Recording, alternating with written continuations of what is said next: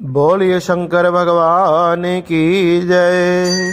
आप सभी को श्री माघ मास की हार्दिक शुभकामनाएं। श्री व्यास जी सुत जी से माघ मास का 26वां अध्याय सुनाते हैं। श्री व्यास जी कहने लगे कि पथिक ने बताया कि हे प्रेत, तुमने सारस के वचन किस प्रकार सुने, सो कृपया कर कर आप मुझे बताएं। प्रेत कहने लगा कि इस वन में कुहरा नाम की नदी पर्वत से निकलती है। मैं घूमता घूमता उस नदी के किनारे पहुंचा और थकावट दूर करने के लिए वहां पर ठहर गया। उसी समय वहां क्या हुआ, वहां लाल मुख वाला, तीखे दांतों वाला एक भयंकर बंदर वृक्ष से उतरकर नीचे आ गया। वहां पर एक सारस सोया हुआ था। उस चंचल बंदर ने बहुत से पक्षियों को देखा और उस सोए हुए सारस को दृढ़ता से अपने पैरों से पकड़ लिया। तो सब पक्षी यह देखकर उड़कर चले गए, परंतु सारसी भयभीत होकर वहीं विलाप करने लगी। नींद दूर होने पर डर से अपने नेत्रों को खोलता हुआ वह सारस बंदर को देखकर कहने लगा, बड़ी ही मधुर वाणी में बोला कि हे बंदर, तुम बिना अपराध के मुझे क्यों दुख देते हो? अरे इस संसार में राजा भी केवल अपराधियों को ही दंड देता है। मैंने तो कोई ऐसा कार्य नहीं किया। तुम जैसे श्रेष्ठ प्राणी किसी को पीड़ा नहीं देते। मैंने कोई गलत कार्य नहीं किया।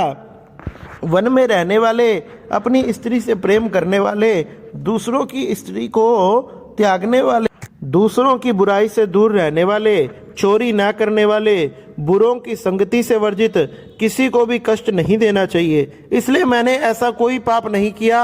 हे बंदर, आप मुझे छोड़ दो।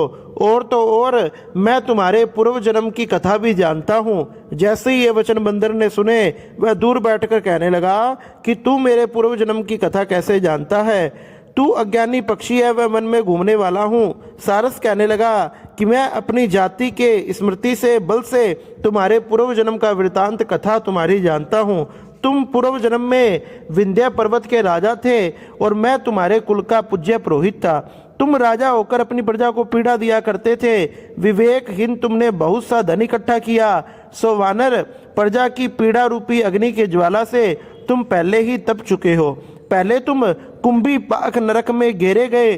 तुम्हारे शरीर को नरक में 3000 वर्ष व्यतीत हो गए।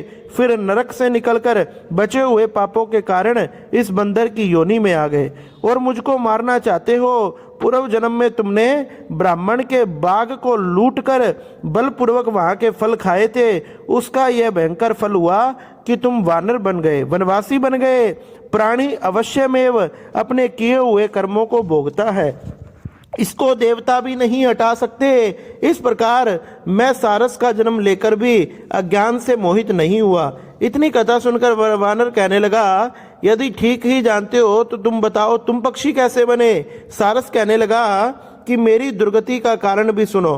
तुमने नर्मदा नदी के किनारे पर सूर्य ग्रहण के समय बहुत से ब्राह्मणों के निमित्त बहुत सा अन्न दान किया था और मैंने उसकी पुरताई की थी। मैंने वह अन्न कुछ ब्राह्मणों में बांट दिया और बाकी सारे अन्न का स्वयं हरण कर लिया।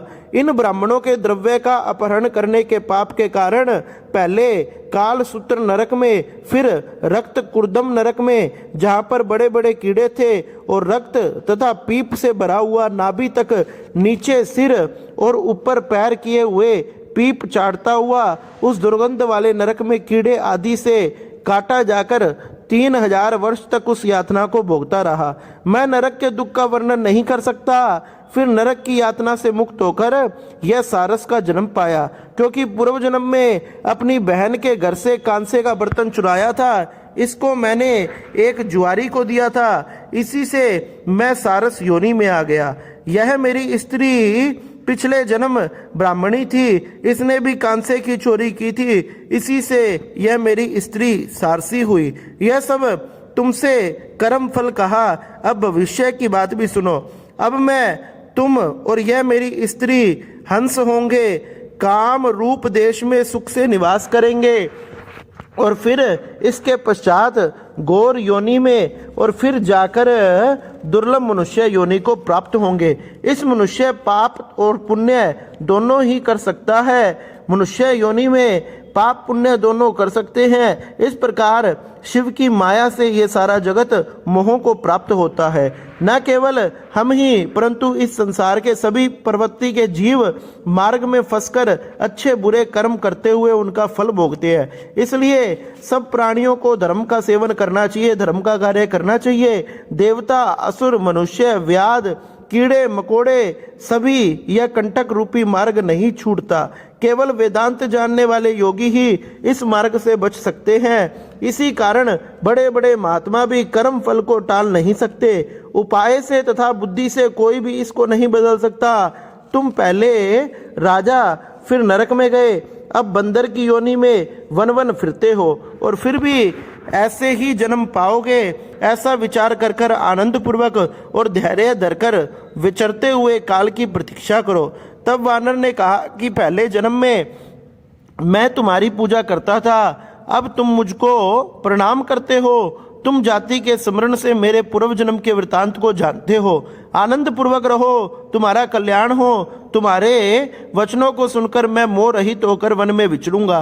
प्रेत कहने लगा कि हे पथिक, मैंने नदी के तट पर बंदर और सारस का संवाद सुना, तब मुझको बोध हुआ और मोह तथा शोक का नाश हुआ। इस प्रकार से उस प्रेत ने उस पथिक को ये बंदर और सारस का बड़ा ही सुंदर संवाद सुनाया। बोलिए शंकर भगवान की जय।